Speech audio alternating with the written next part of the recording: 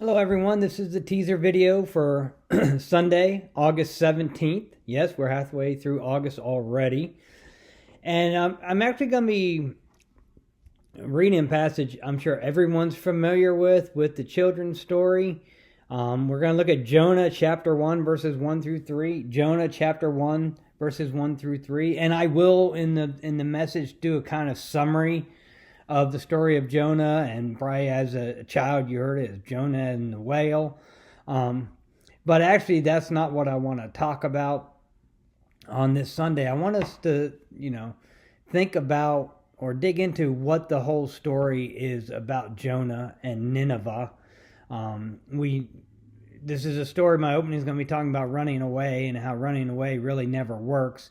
If you ever seen a small child when they said they're angry at mom and dad, they're going to run away, and they leave the door with meaning. They take their favorite stuffed toy or whatever, and maybe get to the end of the driveway or the end of the block, and they turn around and come back because they don't know what to do next. Or teenagers that kind of make plans with somebody their parents don't want, and those runaways can get a little more dicey.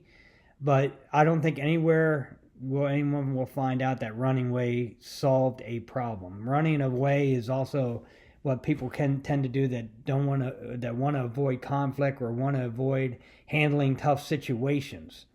So for my teaser, what I want you to do, and this isn't really in the book of Jonah, you're going to have to go somewhere else. Why did Jonah dislike Nineveh so much? So you're going to have to dig into what's Nineveh all about. What's the significance of Nineveh? Obviously, Jonah not only disobeyed the Lord, he went in the complete opposite direction. And sometimes in our own lives, we disobey the Lord and go in our own direction. So I want you to really dig into the background of Jonah, Nineveh. You'll find out how many people. But we really need to understand and how Jonah, with his attitude to Nineveh, how does that reflect the attitude of Israel or the Jewish people at that time? You'll see there's a common pattern there. And as you look at that and you figure out what the common pattern is, how does that represent us?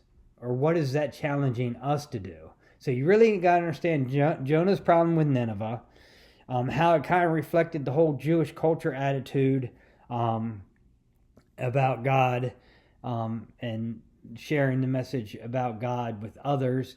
And then how does that challenge us in today's world? Because how does a story of a guy and a fish really relevant in what we're supposed to be doing as representing Jesus to the current world? So that's really where I want you to go. You can learn a lot of background about Jonah, and you realize that the children's stories that we were taught in Sunday school really didn't tell us the whole story of what's going on. And hopefully as adults we can get a better understanding and use it to reflect in our lives, in our neighborhoods, our cultures, and those that we're encountering.